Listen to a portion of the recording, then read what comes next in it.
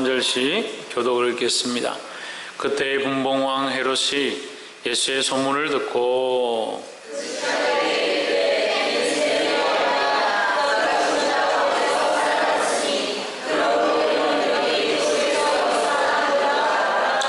전에 헤롯이 그 동생 빌립의 아내 헤로디아의 일로 요한을 잡아 결박하여 옥에 가두었으니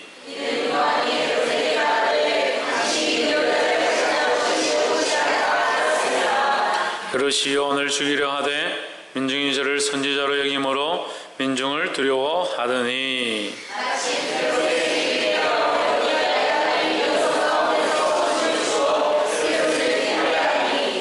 헤롯이 맹세로 그에게 무엇이든지 달라는 대로 주겠다 허락하거늘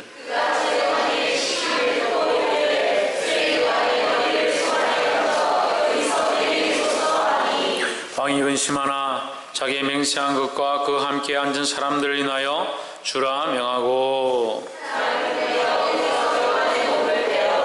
그 머리를 소반에 담아다가 그 여자에게 주니 그가 제 음에게 가져가니라. 그 안에 제 아들이 와서 죄를 가져다가 장사하고 가서 예수께 보하니라.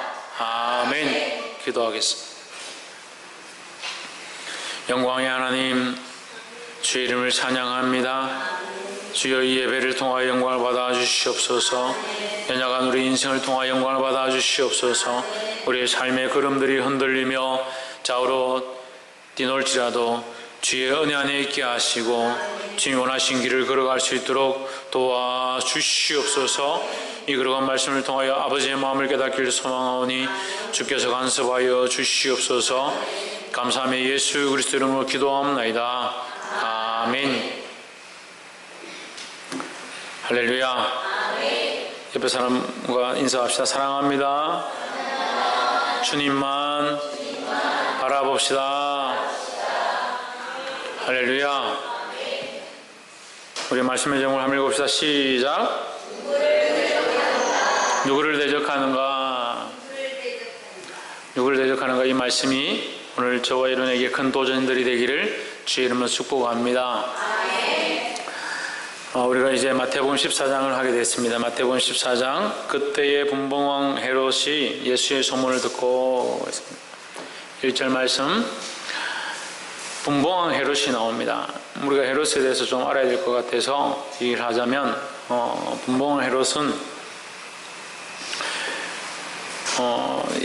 이스라엘을 다스리는 왕, 이스라엘의 그 지역을 다스리는 왕으로서 이제 원래 헤롯 대왕이 있었습니다.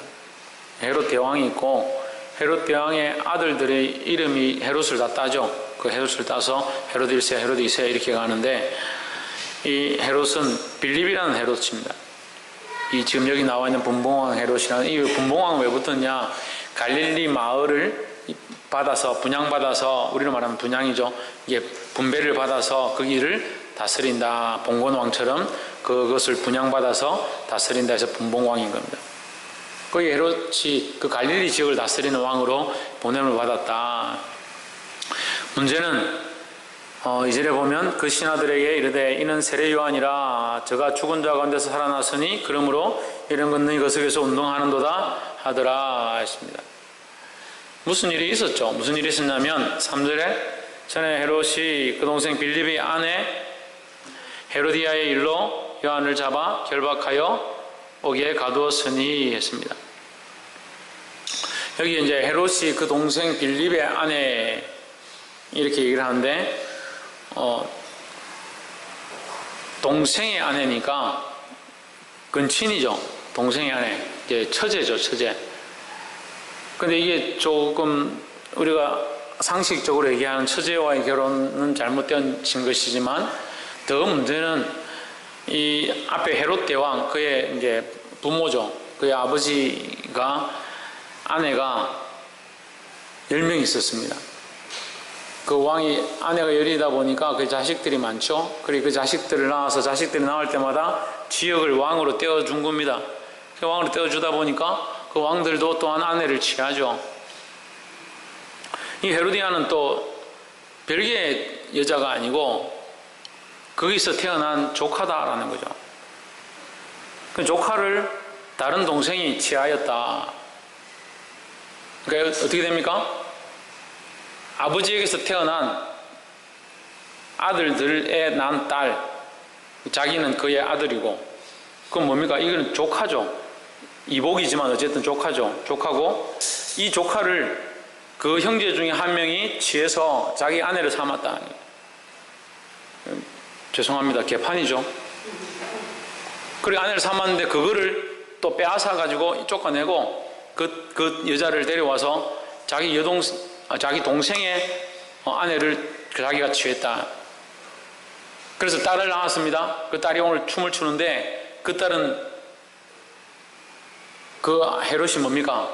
아버지이면서 할아버지죠. 이해가 됩니까?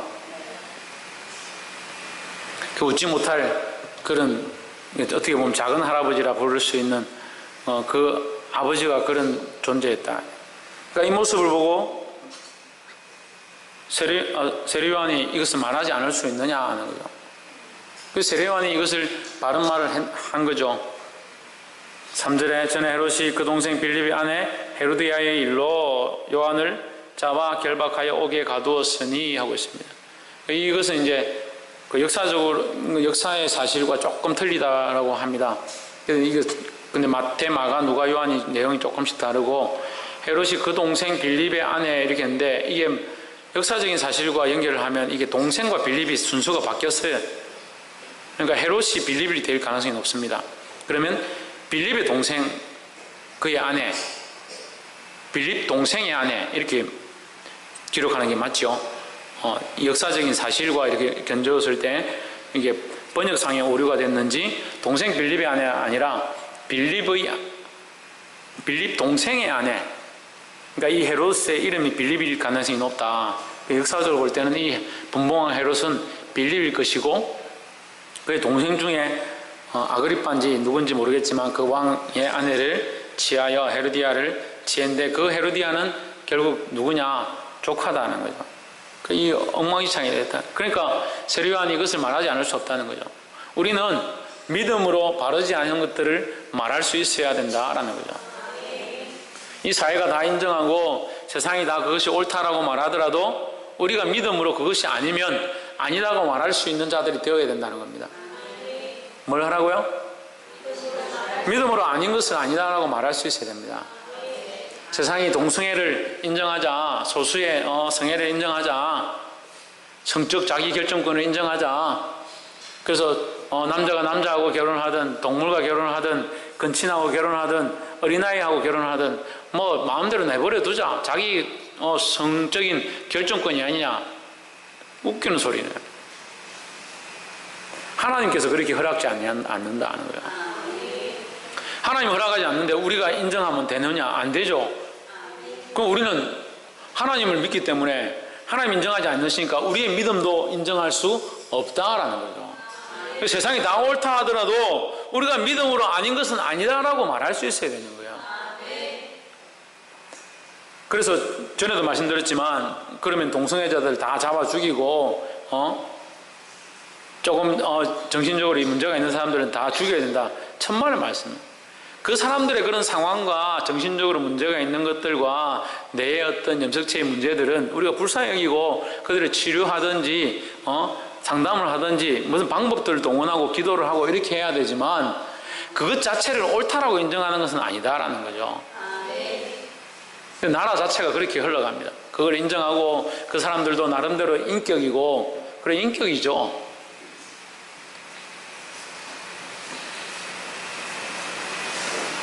보게 되기를 주의 이름으로 축복합니다. 그래서 그리스도 안에 예요. 예면 예고 아니면 아니오다. 그리스도 안에서 예라고 대답할 수 있어야 된다는 거예요. 할렐루야.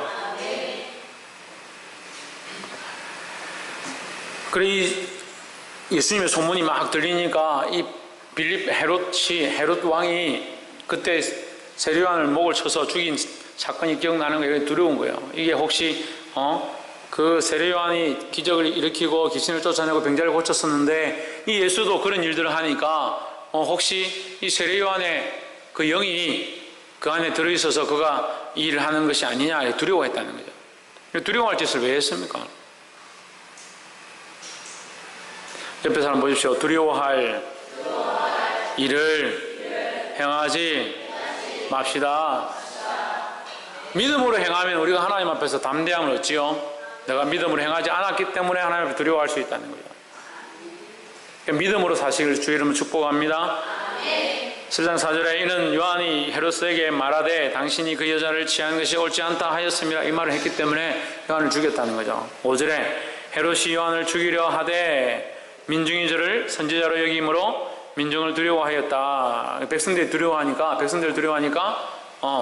이 세례 요한을 함부로 죽이지 못했었는데 6절에 마침 헤롯의 생일을 당하여 헤로디아의 딸이 연석 가운데서 춤을 추어 헤롯을 기쁘게 하니 했습니다. 앞에 올려보십시오. 5절에 그를 두려워하더니 했습니다. 누굴 두려워했습니까? 무리를 두려워했다는 거예요. 세례를 두려워하지 않고 그들을 두려워했다. 세례 요한을 두려워하지 않고 그들을 두려워했다. 이게 문제예요. 우리가 똑같은 두려워함을 가져야 하는데 누구를 두려워해야 되냐? 하나님을 두려워해야죠.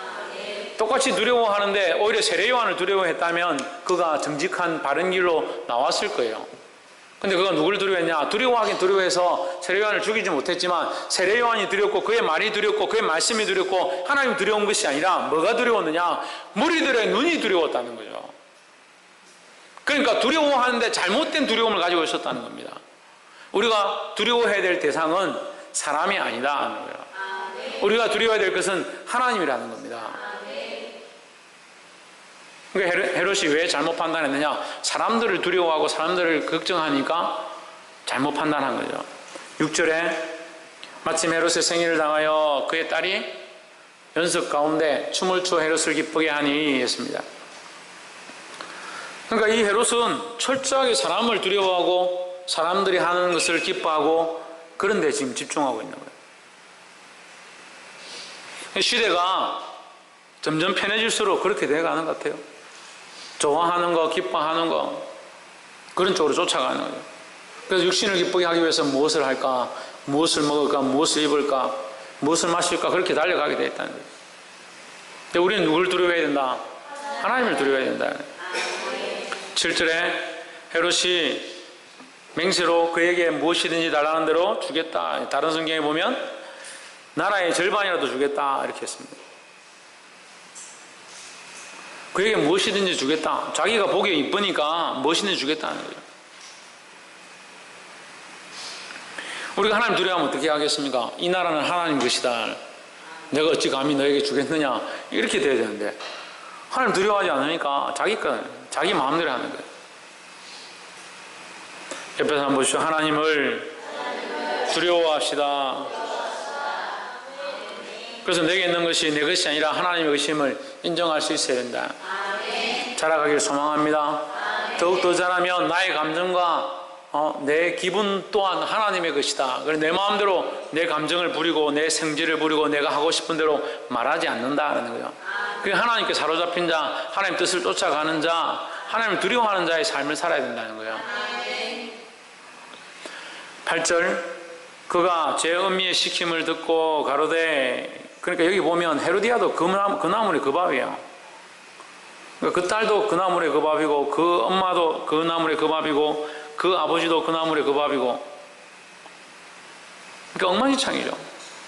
그게 윤리가 없고 도덕이 없고 더 나아가서 하나님을 두려워하지 않는 하나님 법이 없다는 거예요. 그걸 자기 마음대로 하는 거죠. 그 딸을 꼬셔가지고 뭐라고 하냐? 야 가서 아빠한테 잘 얘기해가지고 세례 요한의 머리를 달라 해라. 하나님 두려워하지 않는 말을 하는 거예요. 우리 입술을 조심해야 합니다. 하나님 두려워하는 말들을 해야 합니다. 그래서 하나님의 영광을 드러내고 하나님 살아계심을 드러내고 하나님의 존귀하심을 드러내는데 우리 입술을 써야 되죠. 우리가 요한계시록 4장을 통해서 그 말씀을 함께 볼 때 어떻게 했습니까? 24장로가 어떻게 했습니까? 24장로가 어떻게 했어요? 하나님의 보좌 앞에 둘러선 24보좌 앞 위에 24장로들이 앉아서 그들이 앉아있지 못하고 일어서면서 그들의 머리에서 뭘 벗어서 금면류관을 벗어서 하나님 앞에 내려놓으면서 뭐라고 합니까? 영광과 존귀와 찬양을 받으시기 합당하시다. 할렐루야. 자기의 영광, 내가 가진 이 영광은 아무것도 아니다. 하나님의 영광이 크고 하나님의 존귀하심 앞에 나의 연약함들을 내려놓는다.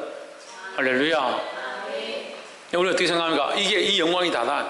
나의 삶의 영광이다고, 내가 이렇게 하는 게 내 삶이다고. 자기를 중요하게 생각해요. 자기 인생을 중요하게 생각하고. 그렇게 하니까 오히려 자기가 잘못한 죄를 소반에 담아서 하나님 이것을 용서해 주죠 이렇게 해야 되는데, 누구의 머리를 달라 하냐? 세례요한의 머리를 달라. 바른 말 하는 자의 입을 달라. 바른 말 하는 자의 머리를 달라, 이 말이에요. 보게 되기를 주 이름으로 축복합니다. 9절에 왕이 근심하나 자기의 맹세한 것과 그 함께 앉은 사람들을 인하여 주라 명하고, 결국 이 왕은 근심은 하지만 좀 고민은 좀 했지만 또 뭘 걱정합니까? 뭘 두려워합니까? 사람들 두려워해요. 앉은 사람들 때문에 앉은 사람들 더 두려워하는 겁니다. 그래서 그의 결국 결정은 어디로 나느냐? 사람들의 눈치를 보고 사람들이 원하는 바대로 결정을 해버리는 거예요. 사람들이 원하는 대로 결정하는 것이 아니라 하나님이 기뻐하시는 것들을 결정해야 된다는 거예요. 할렐루야. 10절에 사람들을 보내어 요한을 옥에서 목베어. 결국 사람을 두려워함으로 사람이 원하는 일을 행하게 되었다. 사람이 원하는 일을 행함으로 그가 선한 것 가운데 들어갔느냐? 그렇지 않죠. 주의 선지자를, 천국의 큰 자를 이 세대로부터 옴으로 지금까지 이렇게 큰 선지자가 없었다라고 하는 그 세례 요한의 목을 베는 장본인이 되어버렸다는 거예요. 11절에 그 머리를 소반에 얹어서 그 소녀에게 주니 그가 자기 어머니에게로 가져가니라 했습니다. 그럼 여러분, 이 모습이요, 마태복음 14장 11절에 이 모습이 저는 끔찍합니다. 목베인 그 사람의 머리를 소반에다 담아가지고 피를 절절 흘리고 있는데, 그걸 딸이 소녀라는 거 봤을 때는 뭐 11~12살밖에 안 됐습니다. 그 소녀가 사람 피 흘리는 그 사람의 머리를 들고 그 와서 어머니에게 갖다 주었다. 피 흘림의 순서를 보십시오. 피를 흘리는 것이 그 딸에게서, 그 딸이 어머니에게로, 어머니에게서 다시 왕에게로.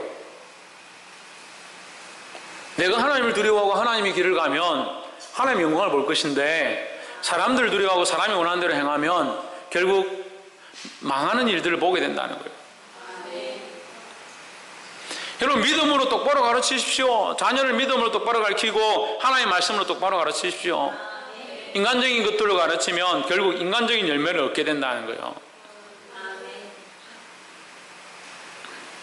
12절에 요한의 제자들이 와서 시체를 가져다가 장사하고 와서 예수께 고하니라 했습니다.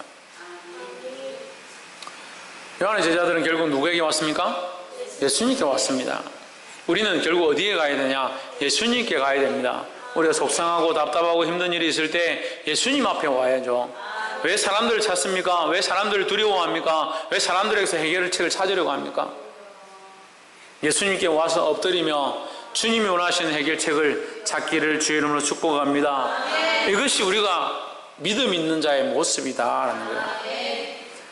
누구를 대적하는가? 우리가 하나님을 직접 대적하지는 않지요. 하나님을 우리가 대항해서 싸우지는 않지요. 하지만 하나님이 원하신 것을 결정하지 아니하고 사람들이 원하는 것을 선택하고 사람들이 원하는 것을 취하다 보니까, 사람들을 두려워하다 보니까 그런 결정들을 내린다는 거예요. 그런 판단들을 하게 되고, 사람이 원하는 판단, 사람들이 어떻게 생각하는가, 사람들이 원하는 것이 뭘까, 그 길을 가게 되어 있습니다. 그럼 결국 그 거룩하지 않은 씨가 내 자녀에게, 내 가정에, 내 삶에 관여하게 되고, 하나님 기뻐하지 않은 피 흘림들이 우리는 흘러간다는 거예요. 우리는 이것을 바꿔야 합니다. 내가 하나님을 두려워하고 하나님 원하시는 그 가운데 판단하고 결정함으로 하나님의 은혜가 나를 통해서 흘러가고, 성령의 생수가 나를 통해서 흘러가고, 예수 그리스도의 보혈이 나를 통해서 흘러가서 수많은 생명을 살리는 사건들이 저와 여러분의 삶의 실제 가운데 일어나기를 주의 이름으로 축복합니다. 그래서 어려운 문제가 있고 인생에 문제가 있을 때에 주님 앞에 나와 엎드리며 예수님께 아뢰일 수 있는 저와 여러분 사랑하는 성도들이 되기를 주의 이름으로 축복합니다. 기도하겠습니다.